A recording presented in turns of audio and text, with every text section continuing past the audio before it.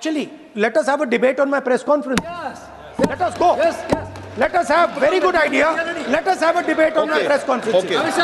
Amit Shah ji, I challenge you to have a debate on the 3 press conferences. विपक्ष के नेता महोदय कहते हैं कि पहले मेरी बात का आप जवाब दीजिए, मैं सुनना चाहता हूं। आपकी मुंसफी से संसद नहीं चलेगी। मेरे यहाँ बोलने का क्रम मैं तय करूंगा। इस तरह से नहीं चलेगी संसद। मान्यवर, उनको धैर्य रखना चाहिए। उनको धैर्य रखना चाहिए मेरा जवाब सुनने का। इनकी एक एक बात का जवाब मैं दूंगा, मगर मेरे भाषण का क्रम वो तय नहीं कर सकते, मैं करूंगा, क्योंकि मैं बोल रहा हूं। माननीय अध्यक्ष जी, मैं आपके प्रति आभार व्यक्त करना चाहता हूं कि इस महत्वपूर्ण विषय पर आपने मुझे बोलने का मौका दिया। माननीय अध्यक्ष जी, इस विषय पर चर्चा के लिए सत्र की शुरुआत में 2 दिन गतिरोध भी हुआ। इससे एक प्रकार की गैर समझ, गलत धारणा जनता के बीच में पड़ी कि हम लोग ये चर्चा नहीं चाहते। माननीय अध्यक्ष जी, मैं स्पष्ट करना चाहता हूं, संसद ये देश का चर्चा का सबसे बड़ा पंचायत है और हम भाजपा वाले, एनडीए वाले चर्चा से कभी नहीं भागते। कोई भी मुद्दा हो, संसद के नियमों के अनुसार चर्चा के लिए हम तैयार रहते हैं। हमने 2 दिन तक विपक्ष के चर्चा करी कि इसको बाद में किया जाए, 2 सत्र बाद में किया जाए, मगर नहीं माने। हमने हाँ भर दी। मेरा दायित्व है मान्यवर कि हमने क्यों ना बोली थी। ना बोलने के 2 कारण थे। एक कारण था कि चर्चा गहन पुनः निरीक्षण के नाम पर वो मांगते थे, एसआईआर के नाम पर मांगते थे। मान्यवर, मेरा बहुत स्पष्ट मत है कि एसआईआर पर इस सदन पे चर्चा नहीं हो सकती है, क्योंकि गहन पुनः निरीक्षण की जिम्मेदारी भारत के चुनाव आयोग की है।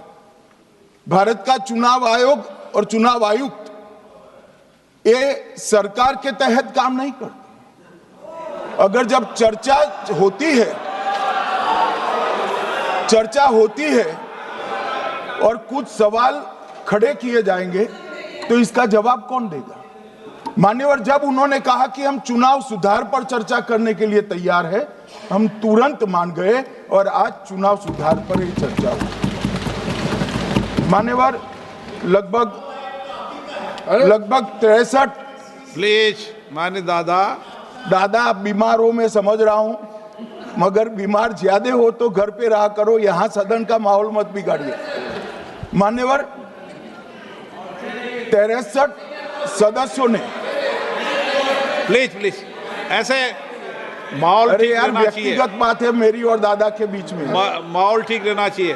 मान्यवर, 63 सदस्यों ने पक्ष और विपक्ष से इस चर्चा में हिस्सा लिया है और जो चर्चा का समय हुआ था तय, उससे ज्यादा आपने समय लिया है।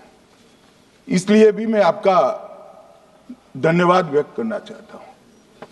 मान्यवर, चर्चा तय हुई थी चुनाव सुधारों के लिए, मगर ज्यादातर विपक्ष के सदस्यों ने एसआईआर पर ही चर्चा करी। अब चर्चा इन्होंने जिस तरह से शुरू करी है, जवाब तो मुझे देना पड़ेगा मान्यवर, और मैं मानता हूं उनको सुनना भी चाहिए।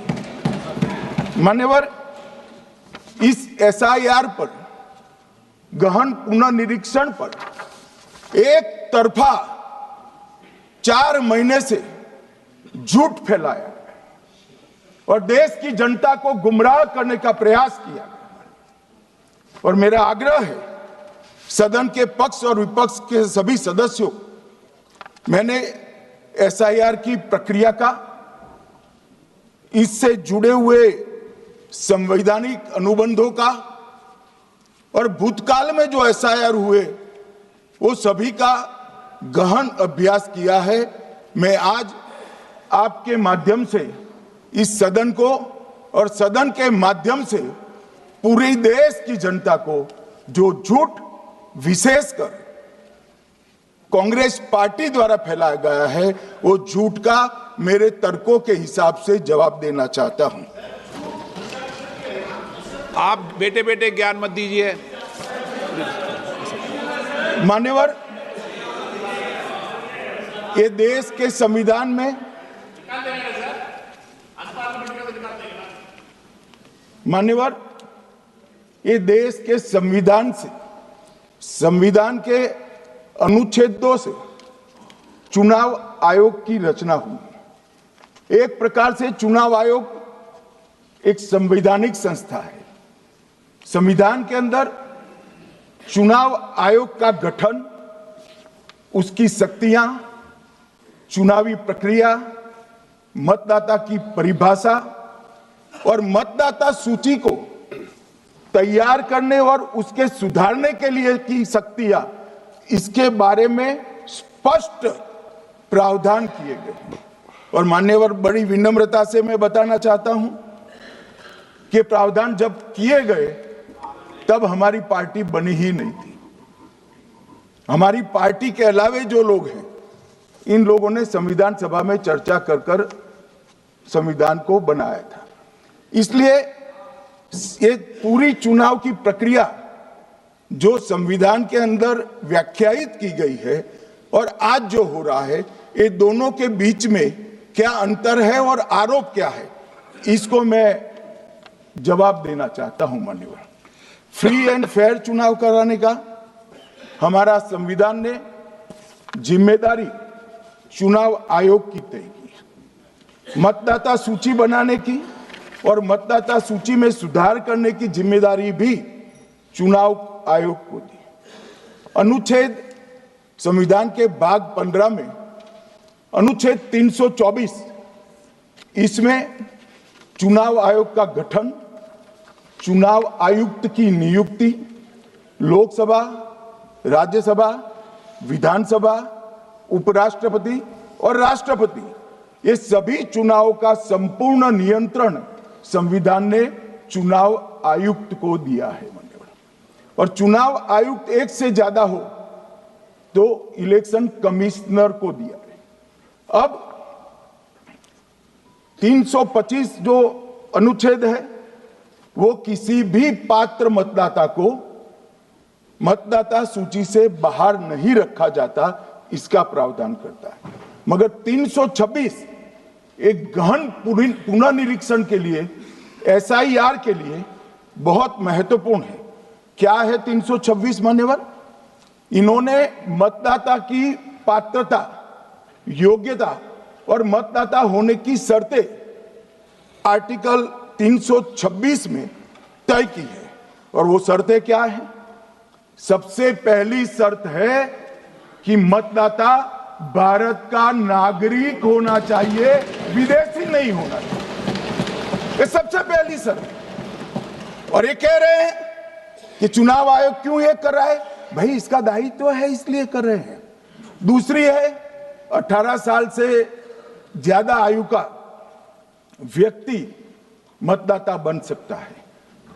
तीसरा, वैधता का निर्धारण मानसिक असमर्थता, अपराध और भ्रष्टाचार में संलिप्तता के लिए जो कानून ने समय समय पर तय किया है, इसके पर। तो ये 3 पात्रताओं के आधार पर भारत के मतदाता होने की बात तय होती है। और ये 3 चीजें किसने देखनी है मान्यवर? चुनाव आयुक्त को देखनी है। चीफ इलेक्शन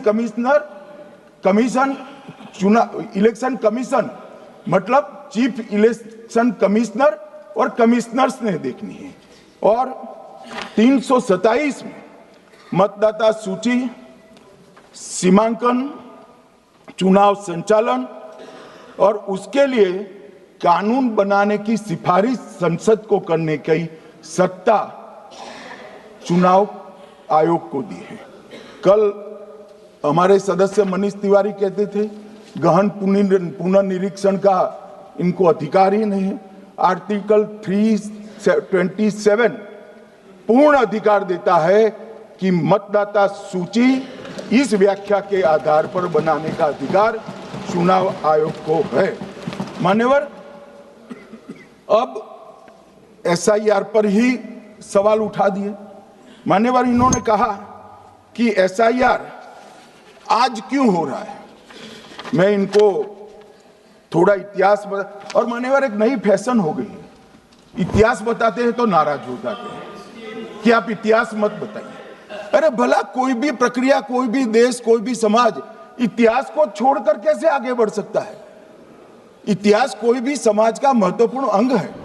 मान्यवर, हमारे लोकतांत्रिक इतिहास की शुरुआत 1952 से हुई।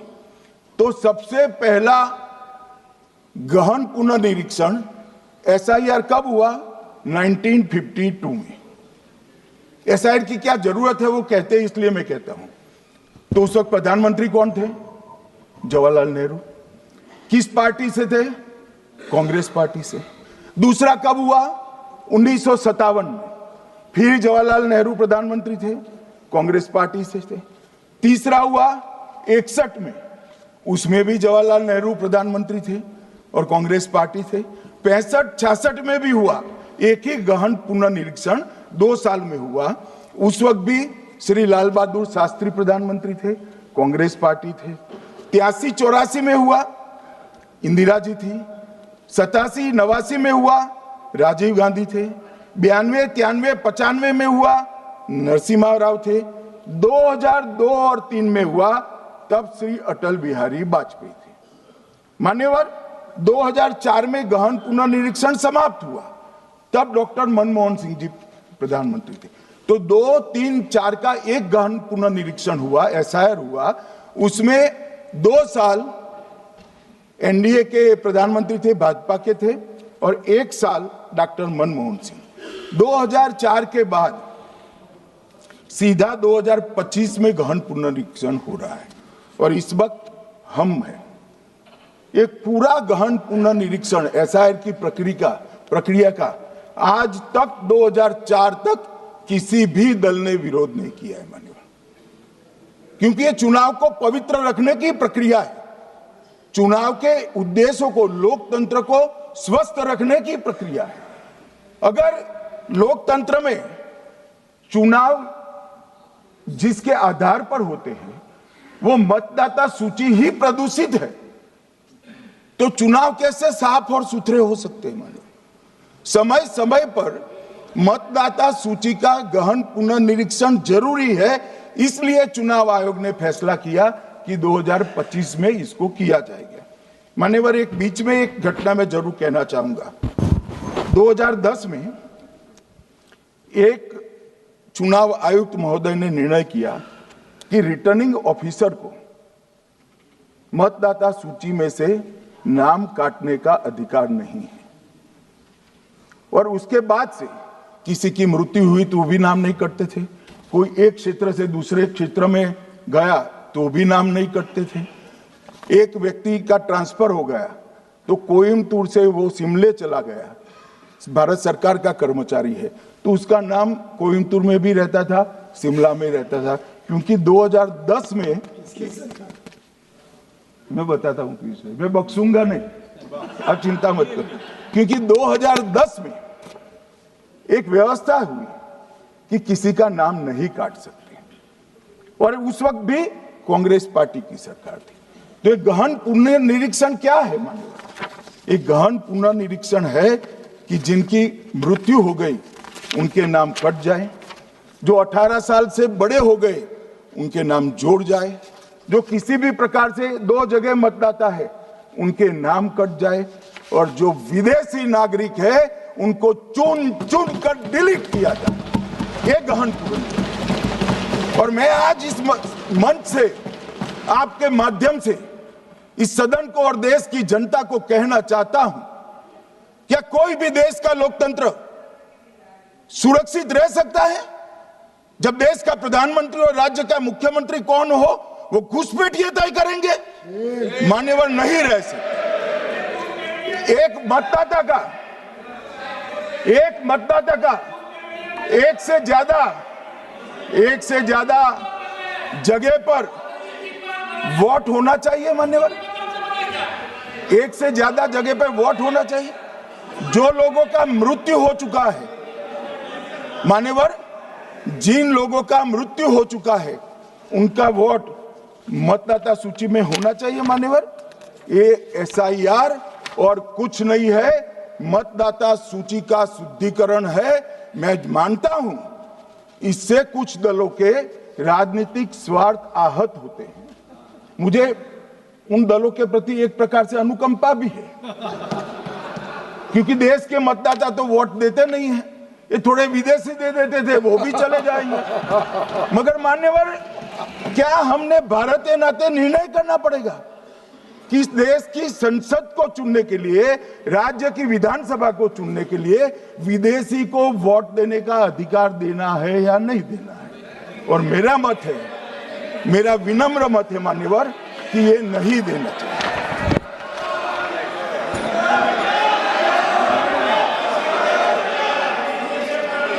दादा बैठ जाइए प्लीज प्लीज। मान्यवर,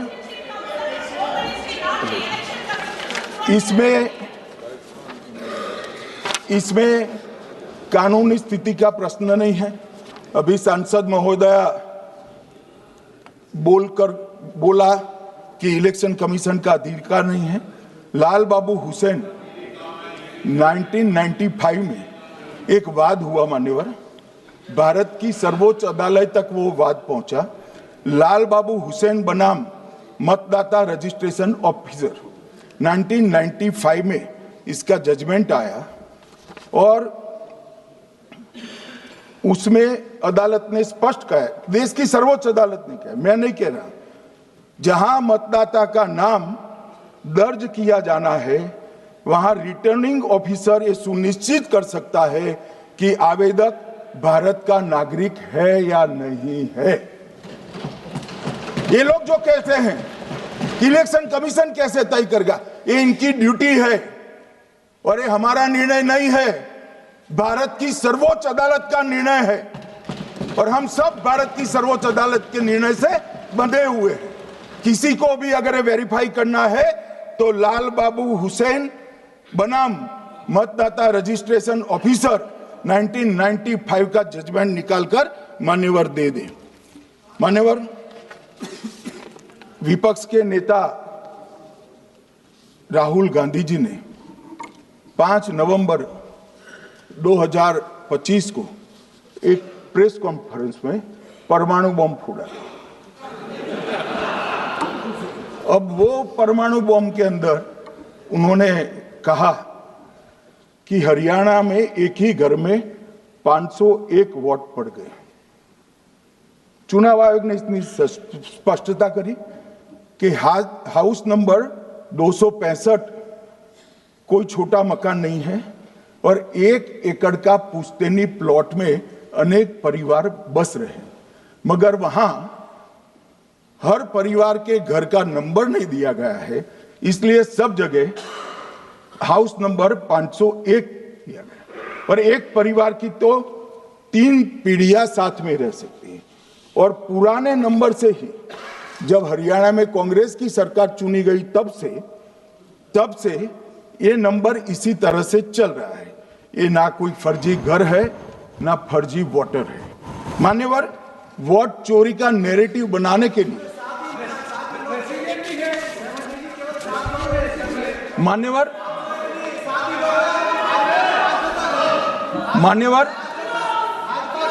बिहार में भी मेरा भाषण पूरा हो जाने दो।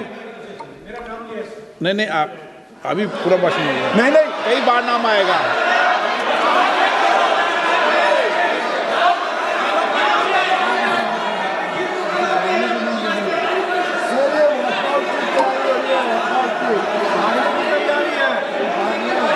माननीय सदस्य, 2 मिनट बैठिए, मैं कुछ बोलना चाहता हूं। 2 मिनट बैठिए, मैं एक मिनट। मान्यवर माननीय सदस्य, एक मिनट मान्यवर, मेरा विपक्ष के नेता से एक निवेदन है कि 2 मिनट सुन ले मुझे, बाद में उनको बोलने का मौका दीजिए। मान्यवर 2 मिनट। मान्यवर, मेरा आपसे विनम्र निवेदन है, मैं आधी रात तक बैठने के लिए तैयार हूं, मुझे कोई आपत्ति नहीं। मेरा भाषण समाप्त हो जाए, अरे सुनिए ना भाई, सुनो ना, 2 बड़े बोलते हैं तब बीच में नहीं बोलते। मान्यवर, मेरा भाषण समाप्त हो जाए। प्लीज प्लीज नहीं।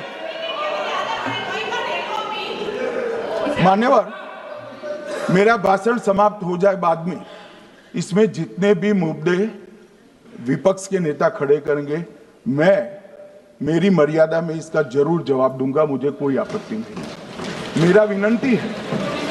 मेरा विनंती इसलिए है मान्यवर,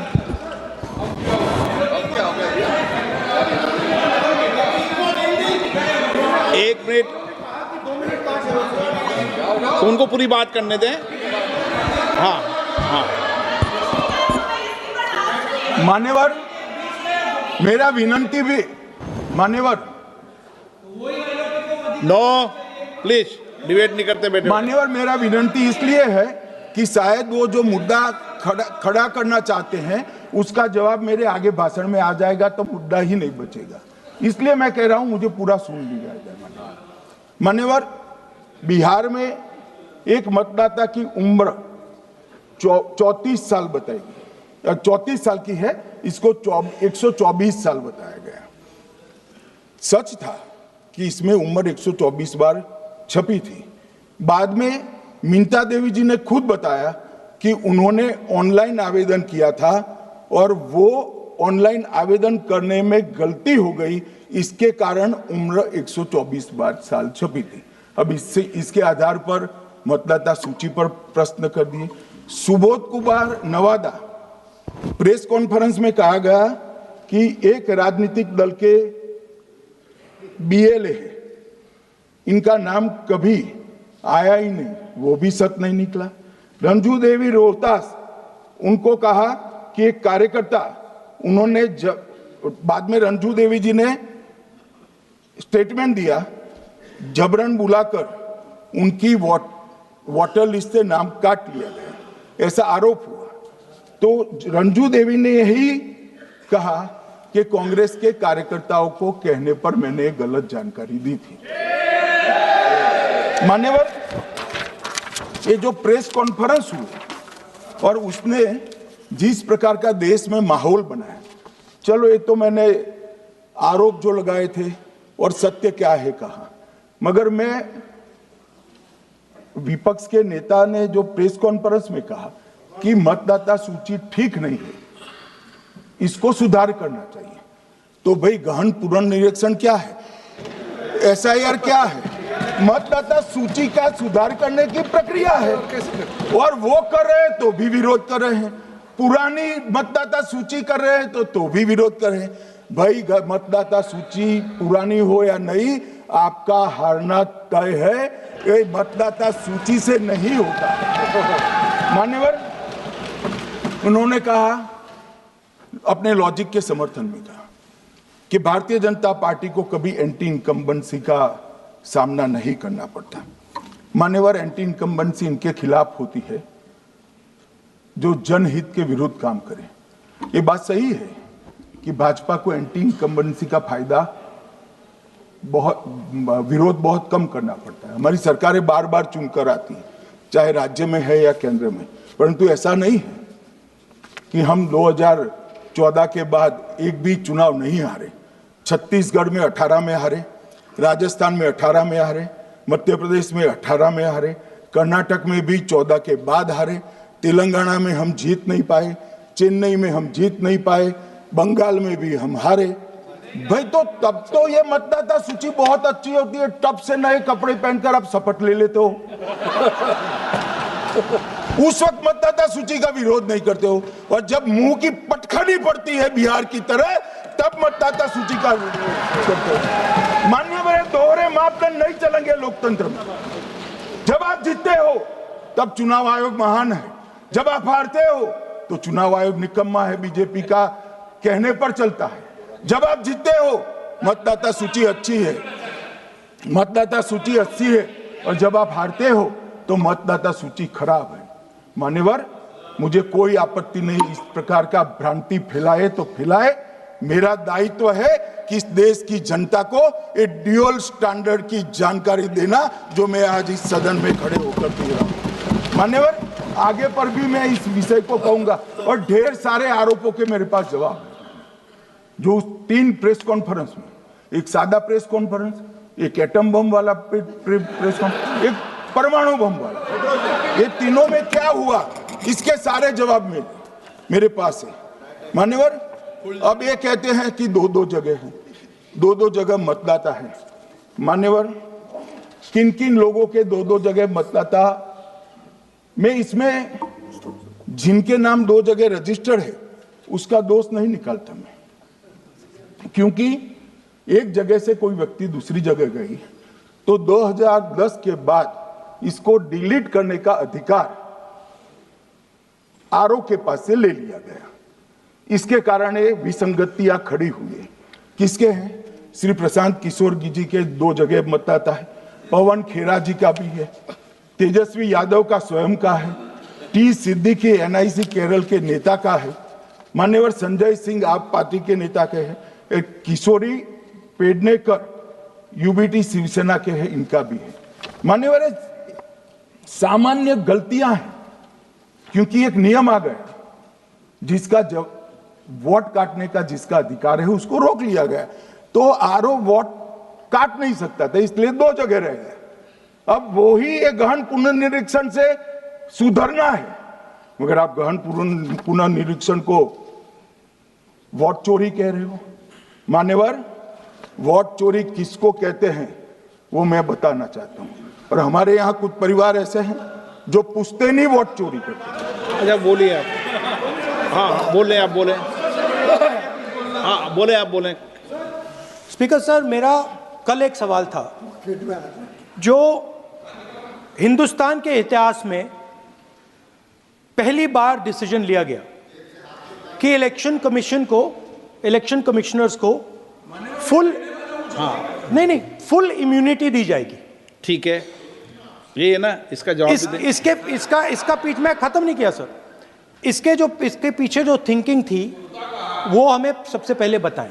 ठीक है। दूसरी बात, नहीं हरियाणा की जहां इन्होंने बात की, इन्होंने एक उदाहरण लिया, वहां पर अनेक उदाहरण हैं। वो भी आपने दिया था ना, 19 वो भी आपने दिया था, इसलिए दिया वो भी। 19 लाख वहां पे फेक लोग, वो उदाहरण आपने दिया था, इसलिए उसका जवाब दिया। और ये भी हमें बता दीजिए, actually let us have a debate on my press conference. Let us go. Let us have very good idea. Let us have a debate on my press conference. Amit Shah ji, I challenge you to have a debate on the 3 press conferences. Please. ठीक है, बैठ जाइए, बैठ जाइए। माननीय, please माननीय, आपने बात की थी, प्लीज। उत्तर प्रदेश में और हरियाणा में दोनों चुनाव में वोट कैसे दे रहे हैं? प्लीज ये भी जवाब दे दीजिए।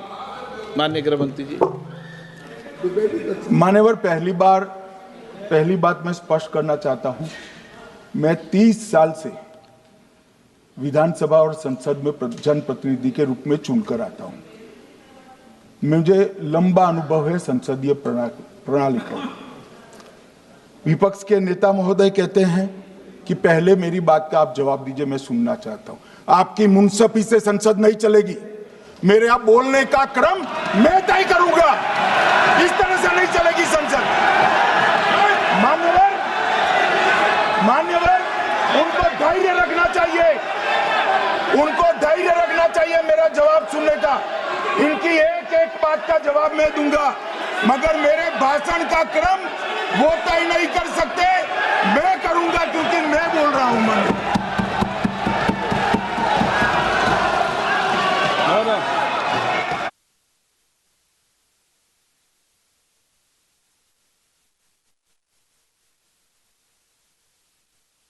मिनट गृह मंत्री जी, एक मिनट गृह मंत्री, क्या गलत बोला उन्होंने? उन्होंने यही बोला, आपने जो बात उठाई है मुझे कब बोलना है मैं तय करूंगा, यही बोला ना। उसमें क्यों उत्तेजित हो रहे हो आप? हाँ, आपके 2-2 मिनट में खड़े होने से थोड़ी जवाब देते रहेंगे। नो, माननीय गृह मंत्री नहीं होगा। मैं आपको फिर मौका दूंगा, आपको मौका दूंगा आपको। हाँ बोलिए, हाँ बोलिए सर, ये बोलिए। आपने अगर अमित शाह जी का रिस्पॉन्स देखा तो ये कंप्लीटली डिफेंसिव रिस्पॉन्स है। ये घबराया हुआ रिस्पॉन्स है, ये डरा हुआ रिस्पॉन्स है। अब सुनिए पूरी बात, प्लीज ये मानिए। नो, सच्चा रिस्पॉन्स नहीं है।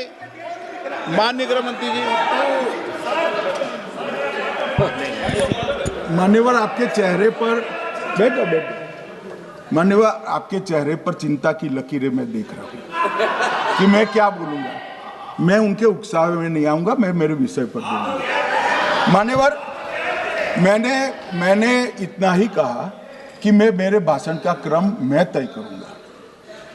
मेरे भाषण का पहले क्या बोलना, बाद में क्या बोलना, मैं तय करूंगा। और मैं मानता हूं कि हर एक वक्ता का ये अधिकार है, उनका भी है, मेरा भी है। कल वो बोल रहे तो हम ऐसा थोड़ी ना बोले आप झूठ क्यों बोल रहे हो। हम नहीं बोल सकते साहब, वो माननीय विपक्ष के नेता है, वो बोल सकते अपना भाषण। मान्यवर, और मैंने तो ये भी कहा, मेरा पूरा भाषण छूट कर कुछ बच जाता है तो आप पूछिएगा, मैं जवाब दूंगा। मगर अब धैर्य भी चाहिए और सुनना भी चाहिए, दोनों चीजें करनी पड़ती है। मान्यवर, वोट चोरी का कोहराम बचा। मैं वोट चोरी किसको कहते हैं वो बताना चाहता हूं। वोट चोरी के 3 आयाम हैं। एक तो मतदाता नहीं है, मतलब योग्यता नहीं है, और आप वोटर बन जाते हो तो वोट चोरी माना जाएगा। दूसरा, आप गलत प्रकार से चुनाव जीतते हो तो वोट चोरी माना जाएगा।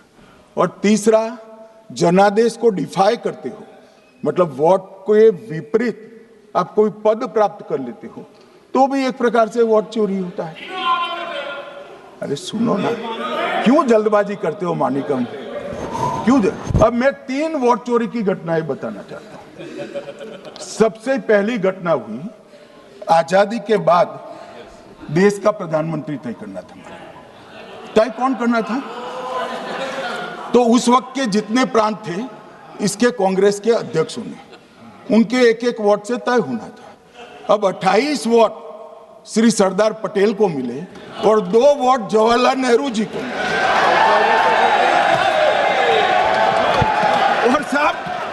और साहब प्रधानमंत्री जवाहरलाल जी बने। मान्यवर,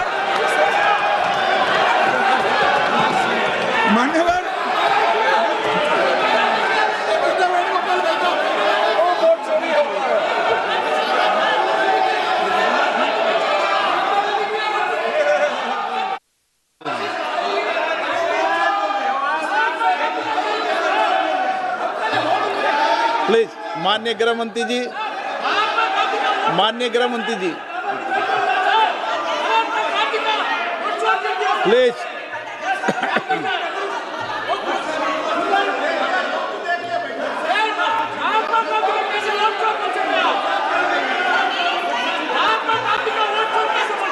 बैठो बैठिए माने, प्लीज।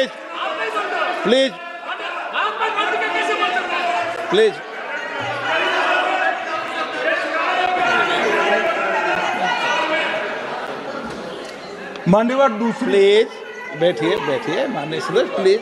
हर बार नहीं उठते, बैठिए।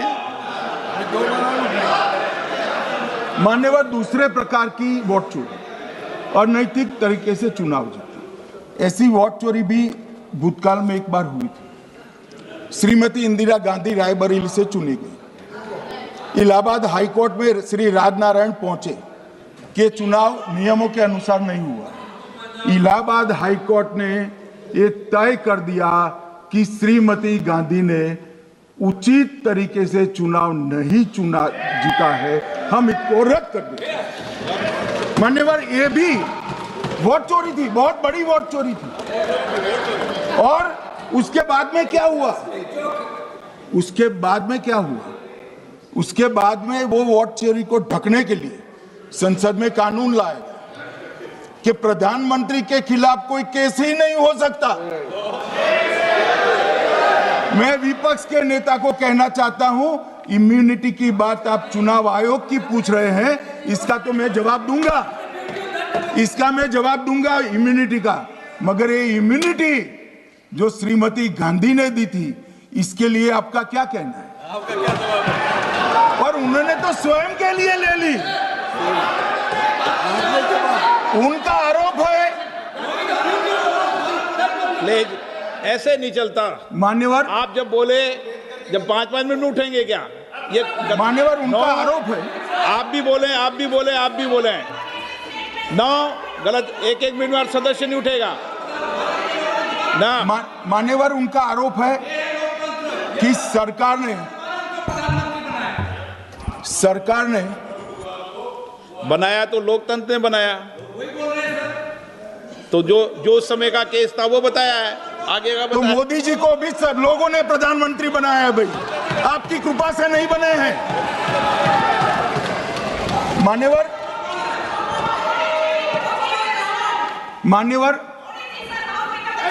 प्लीज से मानित तरीका ठीक नहीं है आपका, 2-2 मिनट में उठना। मान्यवर, विपक्ष के नेता ने कहा कि आपने चुनाव आयुक्तों को इम्यूनिटी दी। इनका आरोप सत्य नहीं है, मैं इसकी बात बाद में करता हूं, परंतु हमने तो चलो मानो चुनाव आयुक्त को इम्यूनिटी दी, श्रीमती गांधी ने तो अपने आप को इम्यूनिटी दी।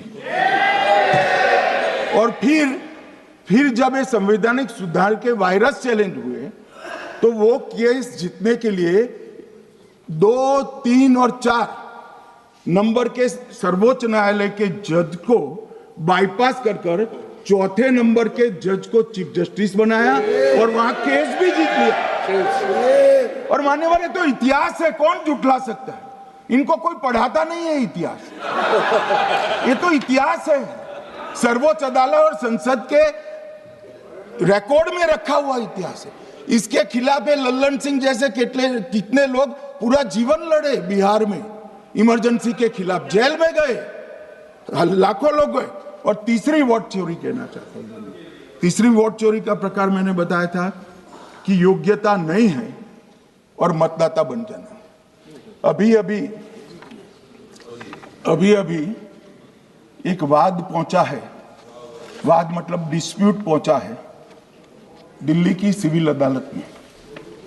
उसमें डिस्प्यूट ये है कि सोनिया गांधी जी इस देश की नागरिक बनने से पहले मतदाता बने।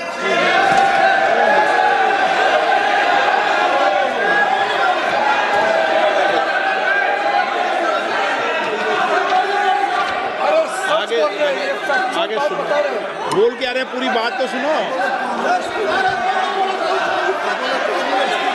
मान्यवर,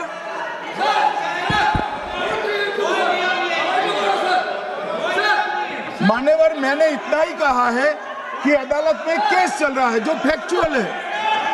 अब जवाब तो उनको अदालत में देना है, सोनिया जी ने यहां क्यों दे रहे? अदालत में जवाब देना है।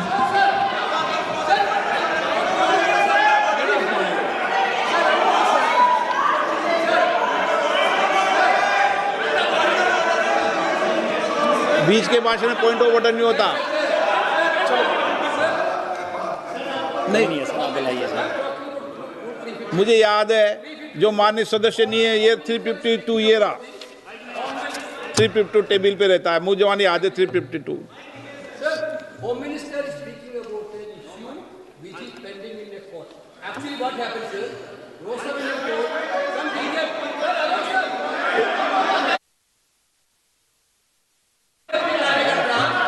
filed a case on Madam Sonia Gandhi's voting on that 80. Sir, that Rosavini court dismissed that case without, there is no substance in that case. After that, the same person given an appeal. Gandhi not even voted in that election. I am challenging Home Minister. Okay. Sonia Gandhi not even voted that election. Can you prove it? Can you prove it? Sir, misleading statement. A home minister doing. Sir, you are. What is this, sir? एक minute please दादा, एक minute please. No, बैठिए। No मान्य please. देखिए माननीय सदस्य, 2 दिन से मैं चर्चा को सुन रहा हूं और 2 दिन से चर्चा को सुन रहा हूं और 352 आपने भी पढ़ा है, मैंने भी पढ़ा है, ठीक है ना। कई बार इधर से भी उधर से भी इस विषय को कई बार बोला गया है। जब डिबेट चलती है उसके संदर्भ में कई विषयों को बोला जाता है, ठीक है ना। और इसीलिए सुनिए बात, माननीय गृह मंत्री जी ने, आपने आधी बात सुनकर हर 2-2 मिनट में उठने लगोगे, ऐसे चर्चा नहीं होती। आप उनकी पूरी बात को सुनिए, क्या संदर्भ था, उन्होंने कोई फैसला नहीं दिया है, उन्होंने एक जानकारी जो आई है वो जानकारी सदन के पटल पे रखी है। अब मुझे सुनिए तो, अब आपने एक मुद्दा खड़ा किया, मुझे जवाब तो देने दीजिए। मान्यवर, मैंने कुछ ऐसा नहीं कहा, मैंने सिर्फ इतना कहा है कि एक वाद दायर हुआ है दिल्ली की अदालत में, मैंने कोई कंक्लूजन नहीं कहा। मैंने कहा कंक्लूजन कहा, मैंने कोई कंक्लूजन नहीं कहा। कंक्लूजन तो जब उनका नोटिस का जवाब वो दे देगी तब अदालत देगी, तब फिर से बताऊंगा मैं। मगर अभी तो मैंने सिर्फ इतना कहा है कि वहां एक केस रजिस्टर्ड हुआ है जिसमें श्रीमती गांधी को नोटिस इश्यू किया है। इसमें इतने लाल पीले होने की जरूरत क्या है? मान्यवर, हम सबका साझा दायित्व है, हम भी विपक्ष में बैठे हैं। हम चुनाव जितने जीते हैं इससे ज्यादा हारे हैं। हम लोगों का तो एक प्रकार से पौना जिंदगी ही विपक्ष में ही चला गया, चाहे राज्य हो या केंद्र हो। कई चुनाव हमारे, हमने चुनाव आयुक्त और चुनाव आयोग पर कभी आरोप नहीं लगाया। एक नया पैटर्न खड़ा हुआ, एक नया पैटर्न। मैं पूरा वाक्य नहीं बताना चाहता। श्रीमती ममता बनर्जी ने चुनाव आयोग पर आरोप लगाए, स्टालिन जी ने लगाए, बीडी सतीशन जी ने लगाए, श्री राहुल गांधी ने लगाए, मल्लिकार्जुन खड़गे जी ने लगाए, तेजस्वी यादव जी ने लगाए, अखिलेश यादव जी ने लगाए, वी शिवन कुट्टी ने लगाए, हेमंत सोरेन जी ने लगाए, भगवंत मान जी ने लगाए।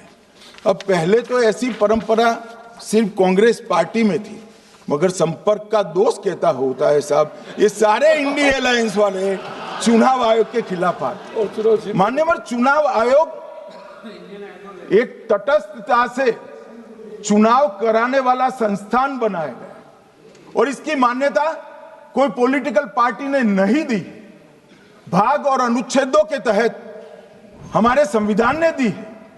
और ये संवैधानिक प्रक्रिया है। इस संवैधानिक प्रक्रिया पर सवाल खड़े कर कर, अनर्गल आरोप कर कर आप पूरे चुनाव आयोग की एक प्रकार से पूरे दुनिया में इसकी छवि को धूमिल करने का काम कर रहे हैं।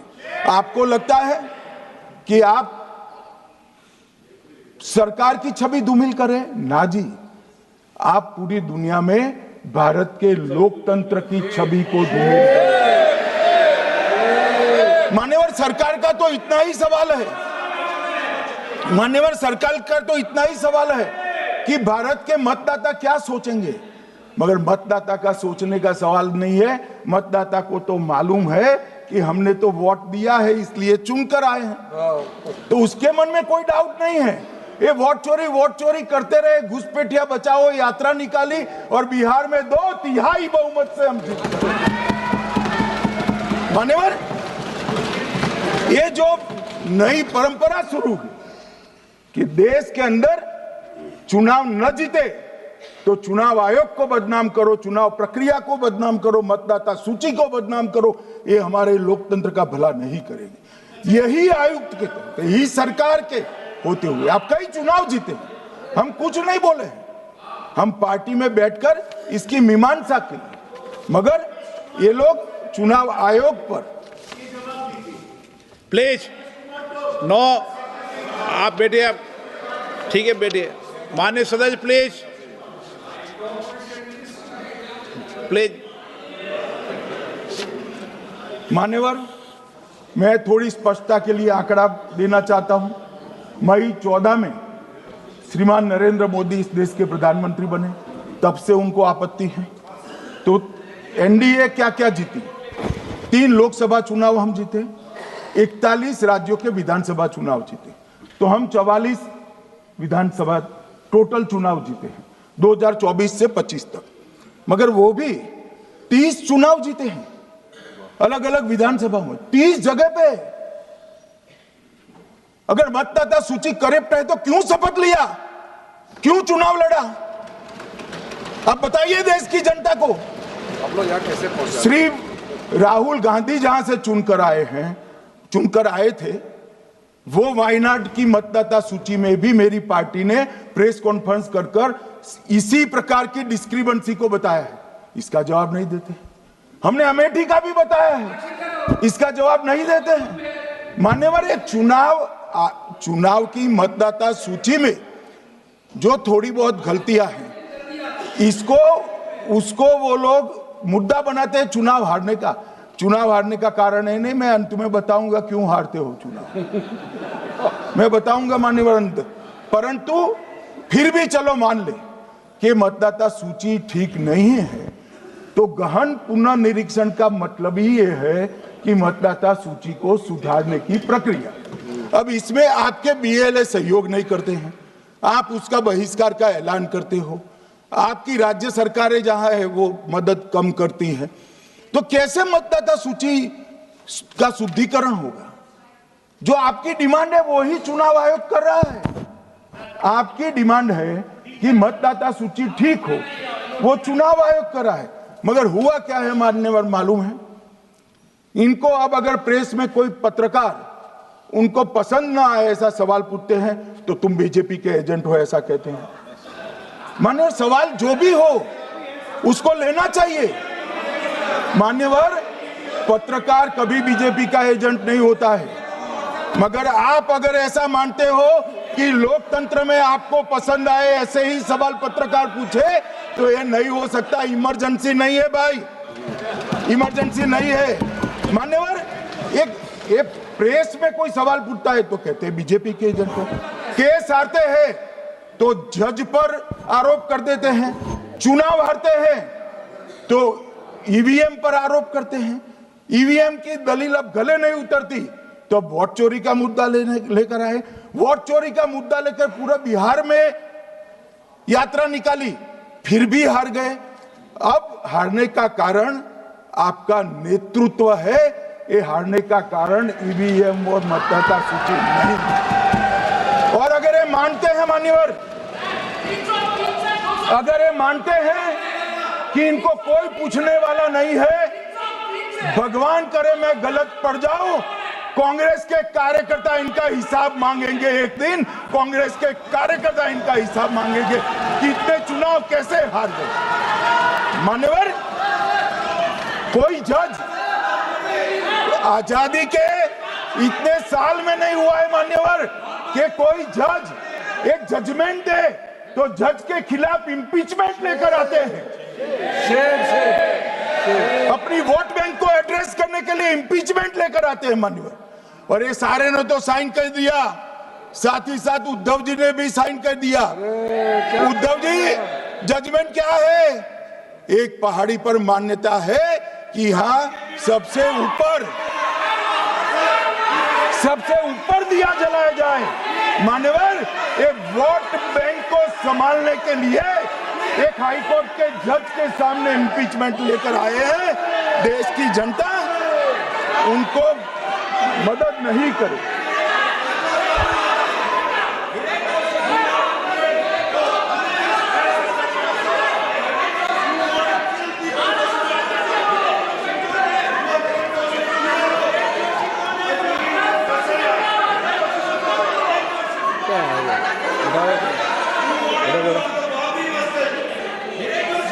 प्लीज नो, माननीय गृह मंत्री जी। गौरव जी बैठ जाइए, नया मुद्दा शुरू हो रहा है। प्लीज अरे भैया प्लीज मेरी बात सुनो ना। माननीय गृहमंत्री जी, माननीय गृहमंत्री जी, माननीय गृहमंत्री जी, नया मुद्दा शुरू हो रहा है, फिर से खड़ा होगा माननीय होना, आप बैठ जाइए। प्लीज। नो नो, ये तरीका no no. Manickam ji please बैठिए। नो, ये तरीका ठीक नहीं है। प्लीज बैठे बैठे बैठे। हर आपको ज्यादा समस्या है क्या हर 2 मिनट में खड़े होने की? हर 2 मिनट में खड़े होने की समस्या है क्या आपको लोगों? बैठिए, ऐसे नहीं चलेगा। मान्यवर 2014 के बाद अरे दादा ये भी बैठ गए, अब बैठ जाओ। मान्यवर 2014 के बाद हारने की परंपरा शुरू हुई। हारने की परंपरा शुरू होने के बाद हाँ जीते ही है, मगर हारने की भी परंपरा हुई है। मान्यवर हारने की परंपरा शुरू करने के बाद इन्होंने सबसे पहले ईवीएम को निशाना बनाया। आज मैं आपके माध्यम से सदन को और सदन के माध्यम से देश की जनता को बताना चाहता हूं, ईवीएम कौन लेकर आया इस देश में? मान्यवर कौन लेकर आया? 15 मार्च 1989 को जब राजीव गांधी इस देश के प्रधानमंत्री थे, तब ईवीएम लाने का कानूनी बदलाव किया गया था। सुन लो। अब राजीव गांधी के ईवीएम के कानून का भी विरोध कर रहे हैं। मान्यवर इसके बाद में अरे सुनो ना क्या प्रक्रिया हुई। इसके बाद में ईवीएम के खिलाफ किसी ने याचिका करी।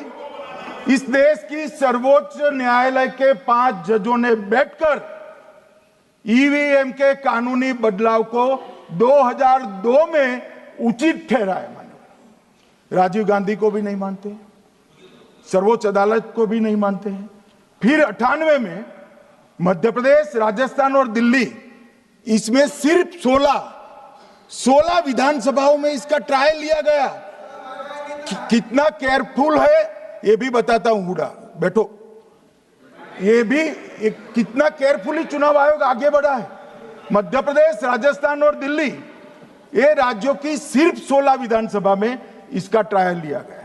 हर प्रकार से चेक कर ईवीएम का उपयोग सबसे पहली बार पूरे देश में 2004 में हुआ। 2004 का महत्व है माननीय, सबसे पहले 2004 में हुआ। पूरे लोकसभा चुनाव हमारे समय में ईवीएम का उपयोग हुआ। लाए राजीव गांधी, वहां से लेकर 2004 तक। और 2004 के चुनाव में कौन जीता भाई? वो जीत गए। उस वक्त ईवीएम की चर्चा बंद। 2009 का चुनाव हुआ, पूरा ईवीएम से हुआ, ये जीत गए। चुप्पी साध ली। 2014 में सब हम जीते तो कौ चालू कर दी। वो सरकार में थे। मान्यवर ये क्या है? जब कानून आप लाए, मशीन आपने इंट्रोड्यूस किया, चुनाव आप पहला जीते मशीन से, दूसरा चुनाव जीते, मौत से 10 साल राज किया और हार गए तो फिर रोते हैं। मान्यवर देश की जनता मानती है इसको। और दूसरी बार जब चुनाव आयोग को भी लगा कि सच्चे झूठे आरोप होते हैं, तो इस पर रिसर्च की एक प्रक्रिया हुई। मानिएगा 5 साल रिसर्च के बाद वीवीपीएटी की इंट्रोडक्शन हुआ। ये वीवीपीएटी क्या है? मैं जब वोट दबाता हूं तो समझ गए दादा, धन्यवाद। मान्यवर मैं जब वोट दबाता हूं तो मैंने कमल के निशान पर वोट दबाया, तो पास में एक पर्ची निकलती है कि आपका वोट कमल के निशान पर रजिस्टर हो गया है।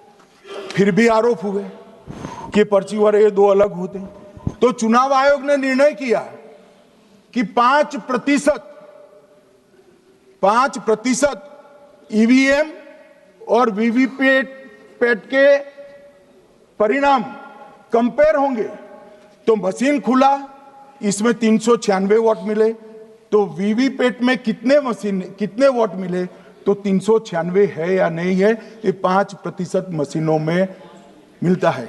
मान्यवर, मैं आंकड़े लेकर आया हूं चुनाव आयोग को पूछकर आज कि कितने वीवीपैट और मशीन का मिलान नहीं हुआ। आज तक 16,000 मशीन और वीवीपैट का मिलान हुआ है, एक भी वोट का बदलाव नहीं। और ये जब मतगणना होती है तब उनके पोलिंग एजेंट बैठते हैं मान्यवर, परिणाम पर वो साइन करते हैं, दोनों प्रकार के, मशीन के और वीवीपैट के परिणाम पर भी साइन करते हैं मान्यवर। और ये इस पर आरोप लगा रहे हैं मान्यवर। अब ये कह रहे हैं कि उस वक्त वाईफाई नहीं थी। सबसे पहली बात, 2004 में वाईफाई आ चुकी थी, मगर फिर भी चलो मान लो, आरोप लगाते गए। ईसीआई ने 2009 में एक छेड़छाड़ के आरोप पर भाग लेने के लिए 10 राज्यों में 100 ईवीएम लगाई गई। सब लोगों ने प्रयास किया, 2009 में कोई छेड़छाड़ नहीं कर पाए, फिर भी आरोप लगाए। तो 2017 में इलेक्शन कमीशन ने जून 2017 में 3 दिन तक ईवीएम इलेक्शन कमीशन की ऑफिस में रखे कि कोई भी पार्टी आकर, कोई भी टेक्नोक्रेट आकर, कोई भी साइंटिस्ट आकर ईवीएम को हैक कर बता दे। ये तो गए ही नहीं, ये नहीं गए मान्यवर। ये सिर्फ प्रेस में आरोप करते, ना अदालत में जाते हैं, ना चुनाव आयोग के पर जाते मान्यवर, मगर एक्सपर्ट भी नहीं गए। आप कोई एक्सपर्ट भेज देते भैया, एक्सपर्ट भी नहीं भेजा। और मान्यवर 2017 में फिर चुनाव आयोग इस निर्णय पर पहुंचा कि आने वाले सब चुनाव ईवीएम से होते हैं। अब चुनाव आयोग ने तो निर्णय कर दिया, मगर मैं भी साहब थोड़ा ज्यादा सोचता हूं। तो मैंने सोचा साला ये चुनाव आयोग कहता है कुछ नहीं हो रहा है, कुछ नहीं हो रहा है, तो ये लोग आरोप क्यों लगा रहे?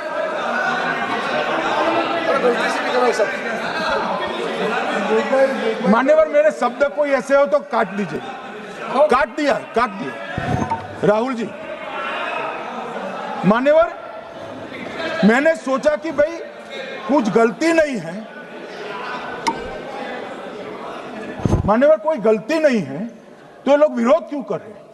फिर मुझे याद आया कि मान्यवर जब इनके जमाने में चुनाव होते थे, बिहार और यूपी में सरकारें बनाती होती थी, पूरे के पूरे वोट के बक्से हाईजैक कर लिए जाते। ईवीएम आने से ये बंद हो गया, ईवीएम आने से बंद हो गया। और मान्यवर चुनाव की चोरी बंद हुई है, इसलिए पेट में दर्द हो रहा है। ईवीएम का दोष नहीं है, चुनाव जीतने का तरीका जनादेश नहीं था, करप्ट प्रैक्टिसेस थी, इसके कारण चुनाव जीतते थे। अब आज ये पूरे एक्सपोज हो चुके हैं। जब जनादेश पर चुनाव होता है तो आप जीत सकते हो, जीतो, स्वागत है उसका, मगर जब हारते हो तो अन्य कारण बताना, जैसे पहले मैंने कहा, ऐसा बताना ये ठीक नहीं है। मान्यवर, कल मैंने लीडर ऑपोजिशन का भाषण स्वयं यहां बैठकर सुना है। पूरा भाषण उनका धागों में उलझ गया, थ्रेड्स में उलझ गया। मान्यवर, ये कहते हैं पीएम का शेड्यूल देखकर चुनाव आयोग चुनाव तय करता है। मेरा सभी सांसद महोदय से करबद्ध निवेदन है कि चुनाव होने के पहले के 1 महीने पीएम का शेड्यूल, और पीएम को लगभग 24 और 16 कितना होता है, 40 महीना हो गया। इसमें से किसी भी 1 महीने का शेड्यूल दिखाओ। पीएम की गति ही इतनी है, कोई भी महीना उठाओगे तो इतने ही प्रवास करते हैं।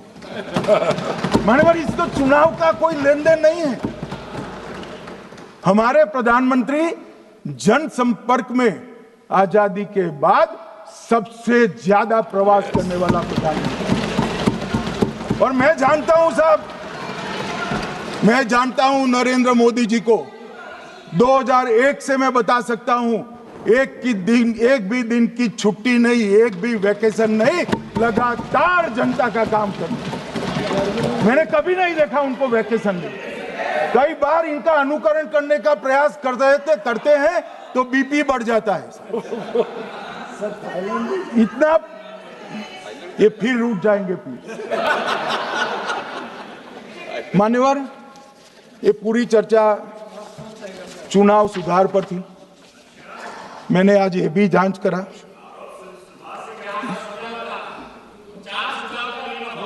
सुनो ना, जरा धैर्य रखो भाई। मान्यवर, मैंने आज सुबह चुनाव आयुक्त के वहां जांच कराई। जांच मतलब कोई गोपनीय चीज नहीं पूछी है, आप इसका इशू मत बने।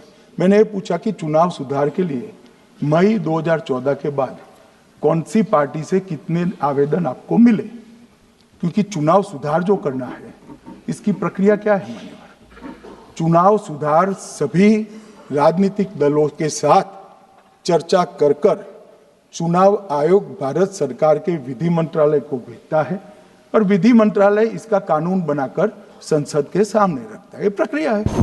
तो मैंने सोचा कि इतना बड़ा हो हल्ला हुआ तो ढेर सारे चुनाव सुधार कांग्रेस पार्टी ने दिए होंगे, तो मैं जरा उसका पूछा कर दूं, लगे हाथ तो इसकी भी बात कर लूं।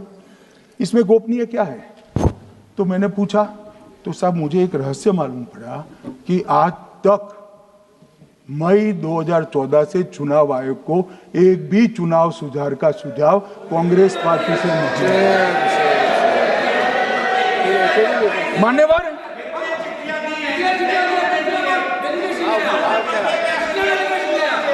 बैठे मैं बताता हूं।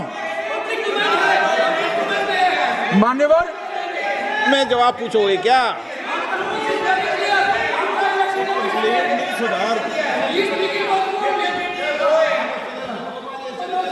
आप भी बोले, हर बोलने पर एक एक बार उठेंगे क्या? हर चीज का जवाब पूछेंगे क्या आप? नो, ये तरीका ठीक नहीं है। नो, ये तरीका ठीक नहीं है। नो माननीय सदस्य, प्लीज बैठिए बैठिए बैठिए बैठिए बैठिए बैठिए बैठिए बैठिए अच्छी परंपरा रखें। ओके,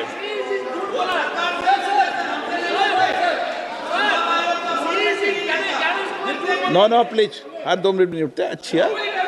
नो, ऐसी नो, प्लीज बैठिए आप, प्लीज बैठिए, प्लीज बैठिए, प्लीज बैठिए, सुनिए प्लीज, प्लीज बैठिए। माननीय सदस्यगण, ये कभी परंपरा नहीं रही कि सत्ता पक्ष और प्रतिपक्ष का कोई भी माननीय सदस्य कभी बोल रहा हो तो हर विषय पर बैठे बैठे टिप्पणी करना या हर विषय पर खड़े होकर सवाल पूछना, ये परंपरा कभी नहीं रही। आपने भी भाषण दिया आज, आपको कोई ने बीच में उठ के पूछा कोई ने? माननीय गृह मंत्री, अच्छी परंपराएं लागू करो, अच्छी तरह चलाएं सदन। मैं मेरे स्टेटमेंट पर कायम हूं। नरेंद्र मोदी सरकार बनने के बाद आज तक कांग्रेस पार्टी ने चुनाव आयोग को एक भी चुनाव सुधार का प्रपोजल नहीं दिया। मान्यवर, ये कई बार मिलने गए हैं, मैंने उनका प्रेस कॉन्फ्रेंस भी देखा है। उनका प्रेस कॉन्फ्रेंस था चुनाव प्रक्रिया के अंदर उनका जो डिस्प्यूट है वो ऑन गोइंग इलेक्शन में इसको रजू करने का। चुनाव सुधार जो होता है, चुनाव के पहले चुनाव के नियम जो तय होते हैं, इसके लिए सभी दलों को बाकायदा पत्र लिखा जाता है और कोई मांगे तो उसको समय भी देना पड़ता है। ये दो अलग चीज है। माननीय गृह मंत्री, मान्यवर, 1 मिनट गृह मंत्री। माननीय सदस्यगण, सदन का समय माननीय गृह मंत्री जी के वक्तव्य की समाप्ति तक बढ़ाया जाता है। माननीय गृह मंत्री जी। मान्यवर, कर विपक्ष के नेता ने 3 सवाल पूछे थे और 4 सुझाव दिए थे। पहला सवाल था मुख्य न्यायाधीश को चुनाव आयोग चयन समिति से बाहर क्यों निकाला गया, पहला सवाल था। दूसरा सवाल था दिसंबर 2003 में कानून बदलकर चुनाव आयोग को पूर्ण प्रतिरक्षा क्यों दी गई? और तीसरा शार्प क्वेश्चन था, सीसीटीवी फुटेज 45 दिन में नष्ट करने का कानून क्यों लाए? कानून नहीं लाए हैं, सर्कुलर चुनाव आयोग ने इश्यू किया है, मगर ठीक है, हार्द मैं समझ रहा हूं, ये क्यों कर रहे हैं? ये 3 इसके जवाब थे। मान्यवर, मैं इसमें से सबसे पहले सवाल का जवाब देना चाहता हूं। मान्यवर, मुझे पूरा सुनकर जरा आप आपत्ति लीजिएगा, क्योंकि मैं बताऊंगा तो पास से ही, मगर वर्तमान का भी जवाब दूंगा। मान्यवर, 73 वर्ष तक इस देश में चुनाव आयोग की नियुक्ति का कोई कानून ही नहीं था। माननीय सभी सदस्य ध्यान से मुझे सुने,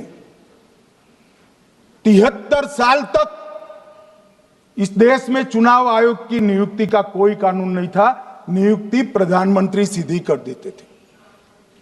और मान्यवर, मैं आज ये पूरे देश को बताना चाहता हूं कि टोटल अब तक जितने चुनाव आयुक्त हुए और जितने मुख्य चुनाव आयुक्त और चुनाव आयुक्त, ये सभी इसी प्रकार से हुए। अब 2003 के कानून पर मैं बाद में आता हूं। 1950 से 1989 चुनाव आयोग एक सदस्यीय था। प्रावधान क्या था? कोई कानून नहीं था। प्रधानमंत्री जी फाइल भेजते थे राष्ट्रपति जी को और राष्ट्रपति जी नोटिफिकेशन बाहर नहीं करते। तो भाई उस वक्त बरोबर चुनाव था, सबसे अच्छा था। नहीं, मैं ये नहीं पूछता नियुक्ति की प्रक्रिया। मान्यवर, पूरा उनका 55 साल प्रधानमंत्री जी ने ही चुनाव आयोग को नियुक्त किया, तब तक कोई सवाल नहीं था। और नरेंद्र मोदी करते हैं तो उन पर सवाल उठाते हैं, मगर हमने तो ऐसा भी नहीं किया। मान्यवर, फिर 89 से 91, जब 89 में चुनाव आयुक्त उनकी सुनते नहीं थे, तो पहली बार उस पर ब्रेक लगाने के लिए चुनाव आयोग को बहुत सदस्यीय बनाया गया। ये बिहार के चुनाव के कारण ही हुआ, परंतु वो भी प्रधानमंत्री की फाइल से ही अपॉइंट होते हैं। और मान्यवर, 21 चुनाव आयुक्त, कमिश्नर और मुख्य चुनाव आयुक्त, और 21 और 29 इस प्रकार से हुए जिसमें कोई प्रधानमंत्री जी ही रखते थे। कांग्रेस पार्टी ने ही ये परंपरा बनाई थी, कानून भी कांग्रेस पार्टी ने बनाया था। मगर आज आरोप करना है इसलिए आपने चुनाव चोरी कर लिया, चुनाव चोरी कर लिया, चुनाव चोरी कहने से कुछ नहीं होता। जनता हमको सुनती है भाई, और हम जवाब भी देते हैं। मान्यवर, ये 50 से लेकर 2023 तक कोई कानून नहीं।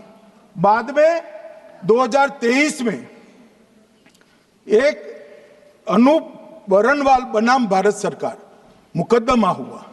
उसमें सुप्रीम कोर्ट ने कहा कि भाई चुनाव आयुक्त की नियुक्ति थोड़ी पारदर्शी होनी चाहिए। सुझावी था, ऑर्डर नहीं था। हमारे सॉलिसिटर जनरल ने वहां कंसेंट दी, तो उन्होंने कहा कि भाई हमें कानून बनाने में थोड़ी देर लगेगी और हमें इस पर कंसल्टेशन भी करना पड़ेगा, चुनाव आयोग से भी करना पड़ेगा। तो उन्होंने कहा ठीक है, अगर आप सहमत हैं, मैं जजमेंट और आर्गुमेंट पढ़कर अगर आप सहमत हैं तो जब तक कानून नहीं बनता, चीफ जस्टिस ऑफ इंडिया की अध्यक्षता में एक कमेटी बने और प्रधानमंत्री और विपक्ष के नेता इसके मेंबर। हमें कोई आपत्ति नहीं थी, हमने हाँ बोला सर।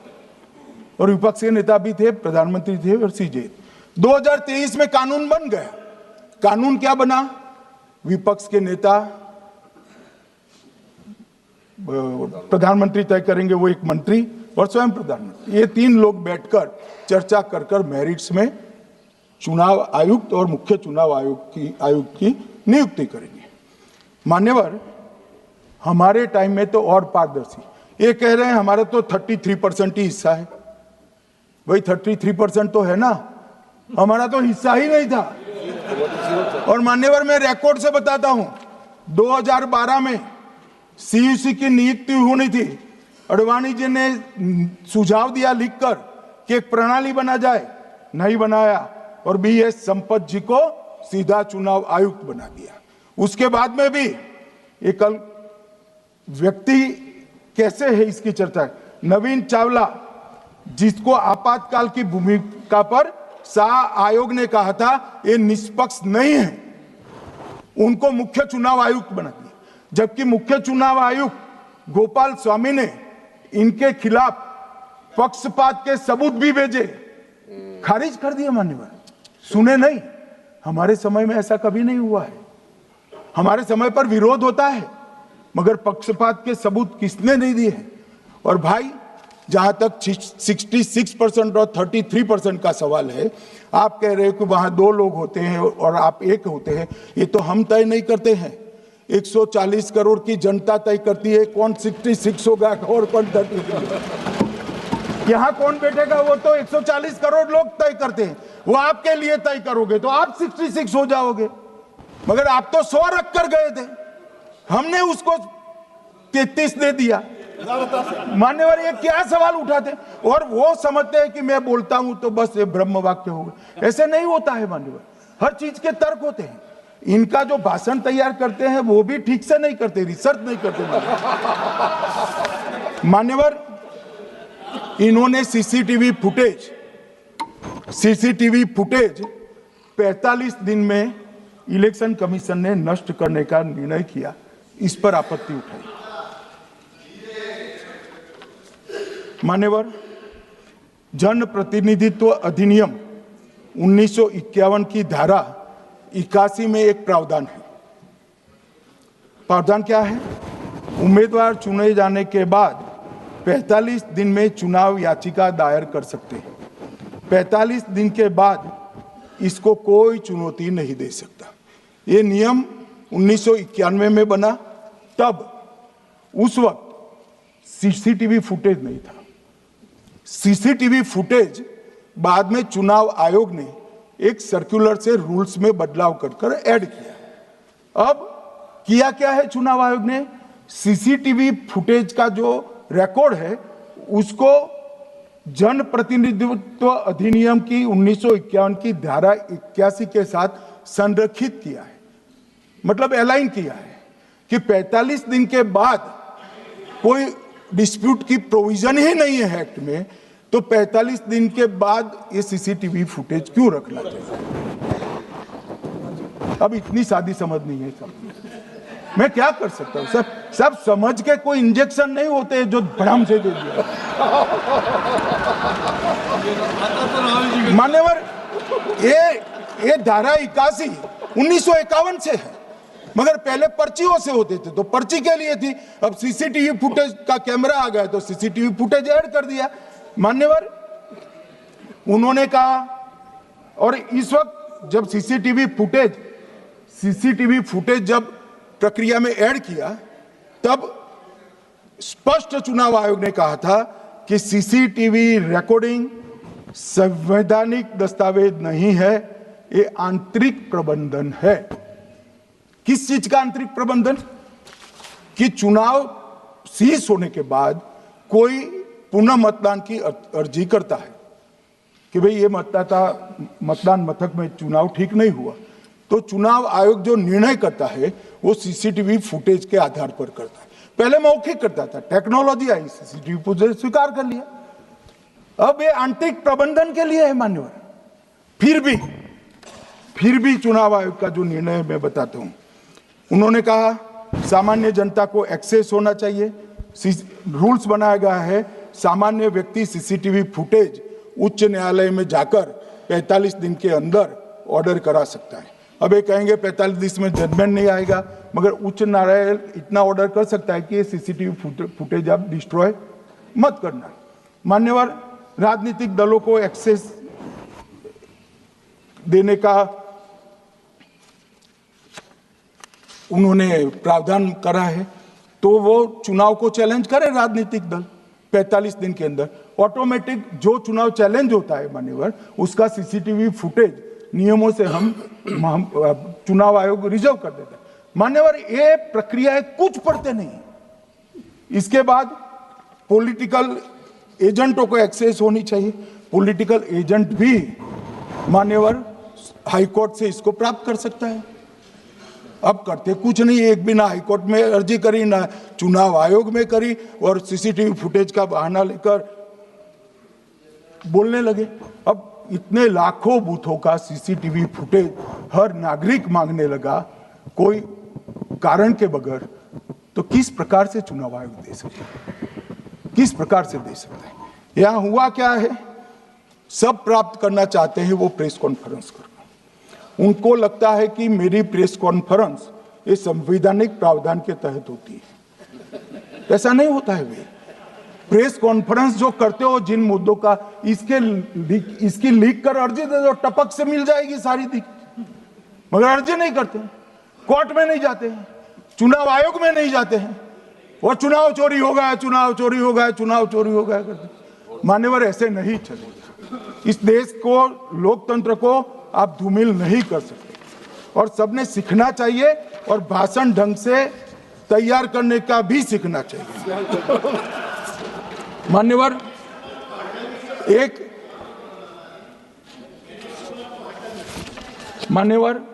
एक उन्होंने कहा सीईसी को 2003 में कानून बनाकर इम्यूनिटी दी है।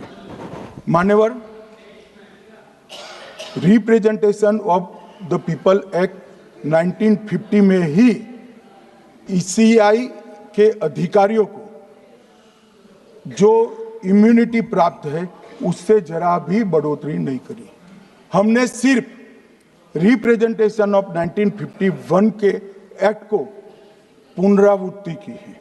मान्यवर, आरपीए एक्ट की धारा 32 और आरपीए एक्ट 51 के सुधार की धारा 146C कहती है कि चुनाव आयोग के कोई भी अधिकारी, जिसमें इलेक्शन कमिश्नर आ जाते हैं, इस पर कोई मुकदमा चुनाव प्रक्रिया के लिए नहीं चल सकता। ये प्रावधान है मान्यवर, और वो प्रावधान को 23 के कानून में इसको भी हमने संरेखित किया है मान्यवर। इतने सारे वकीलों को राज्यसभा दे रखी है, भगवान जाने क्या करते हैं सर, अपने नेता को ब्रीफ भी नहीं करते मान्यवर। मान्यवर, ये वाक्य आप निकाल सकते हैं, ये वाक्य निकाल सकते हैं मान्यवर। अच्छा सुझाव दिया आपको।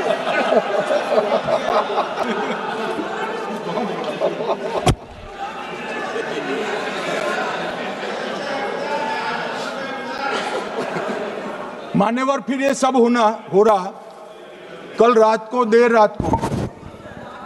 देर रात को मान्यवर मैं मेरा भाषण तैयार कर लूं, तो मैंने अपने आप को पूछा कि ये सब इतना स्पष्ट है तो ये मुद्दा क्यों उठा रहे। मेरी समझ में अगर इतना पढ़कर आता है तो उन्होंने भी तो पढ़ा होगा।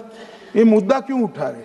मूल मुद्दा है अवैध घुसपैठियों को मतदाता सूची में रखने। इन लोगों ने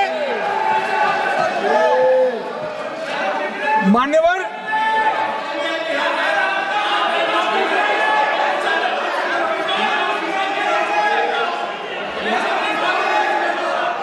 माननीय सदस्य, आपका भाषण भी सबने शांति से पूर्ण सुना है। आप भी सुनने की सामर्थ्य रखो। नहीं, आप सुनने की सामर्थ्य रखो। नो, प्लीज बैठिए, प्लीज बैठिए, सुनो, पूरा भाषण सुनो। आप जब बोलते हैं तो इधर भी सुनते हैं, आप भी इधर भी बोलते हैं, इधर सुने। गृह मंत्री इलेक्शन रिफॉर्म के लिए बात हुआ था सर।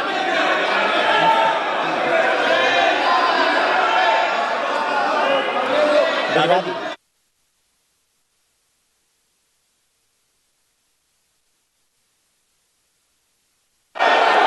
माननीय सदस्य, आप जब बोलते हैं तो इधर भी सुनते हैं, पूरे सुनने की क्षमता रखो।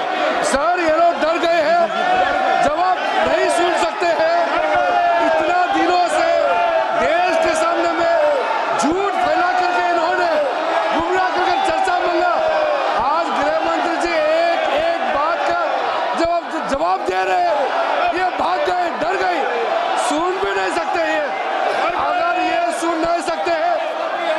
दिनों से संसद का समय बर्बाद क्यों किया? अगर सच्चाई नहीं सुन सकते तो इतना दिनों तक सड़कों पर संसद का समय लोगों को भ्रम फैला करके क्यों समय बर्बाद किया? ये दिखा रहे, हमको मालूम था ये भागने वाले हैं। सच्चाई को सुनना चाहिए, सच्चाई को सुनना चाहिए। और जब सच्चाई सामने में आया तो डर गए, सुनने का कैपेसिटी तक नहीं है और इतना गुमराह किया। पिछले सेशन का पार्लियामेंट सेशन इन्होंने तबाही किया, मॉनसून सेशन को भी इन्होंने बर्बाद किया इसी मुद्दे पर, और ये हमारे शीतकालीन समय को भी इन्होंने 2 दिन बर्बाद किया। आज बारीकी से जब बता रहे थे ये लोग भाग गए, ये तो ठीक नहीं है।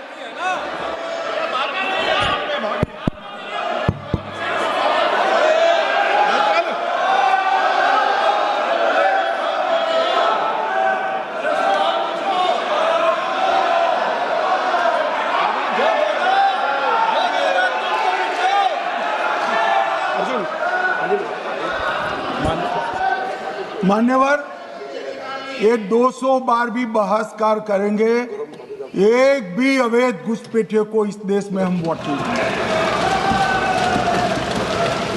ये हमारे एनडीए का पॉलिसी है मान्यवर।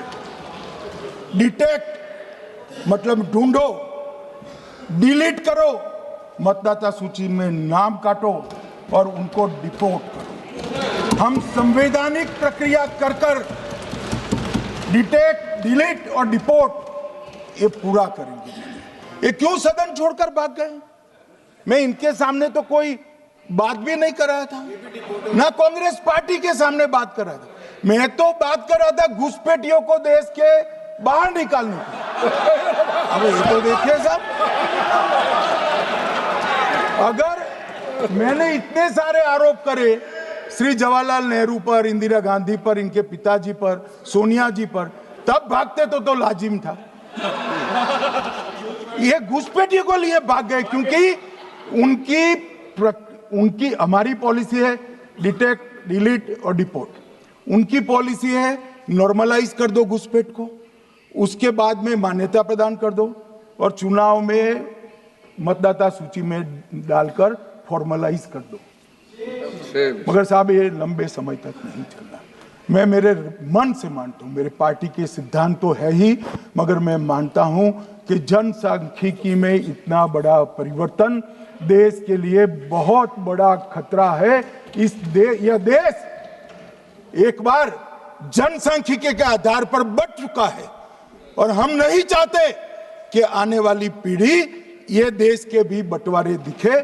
इसलिए ये बहुत जरूरी है कि इस देश से घुसपैठ को रोकना पड़ेगा।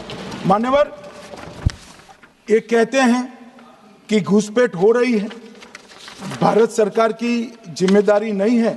मान्यवर, मैं आज बताना चाहता हूं, घुसपैठ हो रही है भारत बांग्लादेश की सीमा से। वहां पर कुल 2216 किलोमीटर बॉर्डर है, इसमें से 1653 किलोमीटर बॉर्डर बन चुकी है।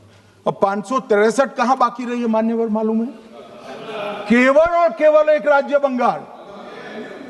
आसाम का पूरा हो गया, मेघालय का पूरा हो गया, त्रिपुरा का पूरा हो गया, जम्मू कश्मीर का पूरा हो गया, पंजाब का पूरा हो गया, राजस्थान का पूरा हो गया, गुजरात का पूरा हो गया, खाली बंगाल का बाकी रखा है।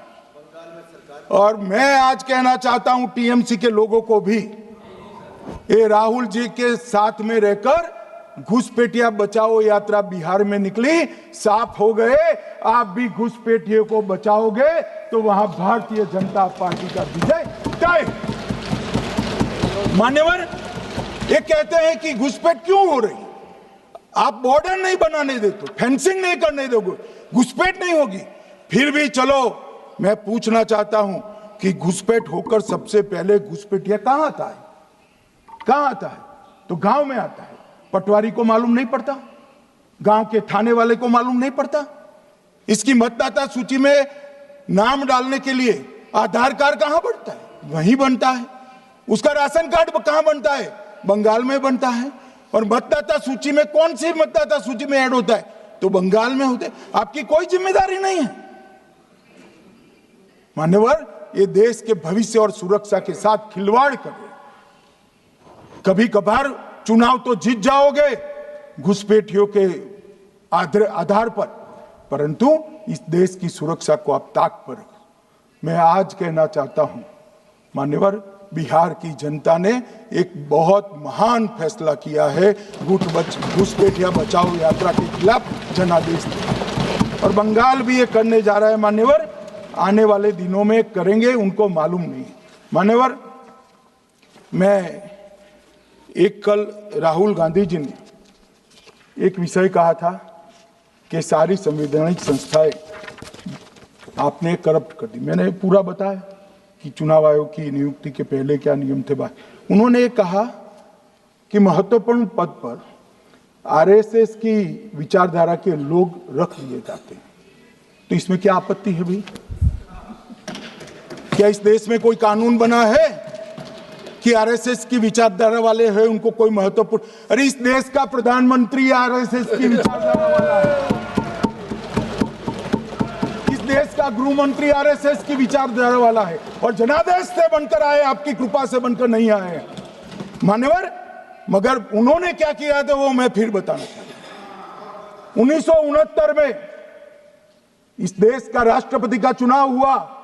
1969 में इंदिरा जी अपनी पार्टी के अंदर ही संघर्ष करती थी। पार्लियामेंट्री बोर्ड ने राष्ट्रपति के चुनाव के प्रतिनिधि के रूप में कांग्रेस पार्टी का अधिकृत उम्मीदवार बनाया श्री संजीव रेड्डी को, और इंदिरा जी ने प्रधानमंत्री रहते हुए अपने पार्टी के मैंडेट को ही डिफाई कर कहा कि राष्ट्रपति का चुनाव में वोटिंग अंतर आत्मा की आवाज से करनी चाहिए, और उन्होंने श्री वीवी गिरी को प्रत्याशी बनाया मान्यवर। और फिर हुआ क्या? अल्पमत में थी वो, संजीव रेड्डी जी के वोट ज्यादा थे। जीतने के लिए उन्होंने कम्युनिस्टों से समाधान किया, और इस देश की सारे संस्थान पर, शिक्षा संस्थान पर, महत्वपूर्ण संवैधानिक पद पर कम्युनिस्टों को बिठाने का काम ये इंदिरा गांधी जी ने, और वहीं से इस देश के विमर्श को बदलने का काम किया है, वहीं से किया है। वामपंथी विचारधारा इस देश के प्रकृति को, इस देश के स्वभाव को, इस देश की जनता को स्वीकार्य नहीं है, और इसीलिए वामपंथी लुप्त हो गए मान्यवर। उन्होंने इस देश के युवा धन को वामपंथी विचारधारा पर डाइवर्ट करने का काम किया है, जो 2014 से फिर से नरेंद्र मोदी जी ने इसको एक अच्छी तरीके से, लोकतांत्रिक तरीके से परिष्कृत करने का काम कर रहे हैं मान्यवर। और ये कह रहे हैं कि आरएसएस के विचारधारा वालों को रखते हैं। कोई ऐसा कानून नहीं है मान्यवर कि आरएसएस की विचारधारा वाला व्यक्ति कोई, आरएसएस की विचारधारा क्या है? देश के लिए मरना ही आरएसएस की विचारधारा। देश को समृद्धि के परम शिखर पर ले जाना ही आरएसएस की विचारधारा है। देश की संस्कृति का झंडा बुलंद करना ही आरएसएस की विचारधारा। ये क्या समझाते हैं? हम ऐसे मान लेंगे? हम नहीं डरते साहब किसी से, हम नहीं डरते। मैं मेरी ही बात करता हूं।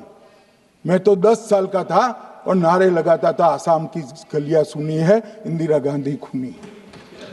हम तो वहां से लड़ते लड़ते आए हैं, हम नहीं डरते मान्यवर। और मान्यवर, इन्होंने कहा कि वोट चोरी से जीतते हैं, वोट चोरी से नहीं जीते हैं। आपने सर्जिकल स्ट्राइक का विरोध किया, इसलिए हम जीते हैं। आपने एयर स्ट्राइक का विरोध किया, इसलिए जीते हैं। आपने 370 हटाने का विरोध किया, इसलिए जीते हैं। आपने राम मंदिर बनाने का विरोध किया, इसलिए जीते हैं। आपने घुसपैठियों को हटाने का विरोध किया, इसलिए जीते हैं। आपने सीएए का विरोध किया, इसलिए हम जीते हैं।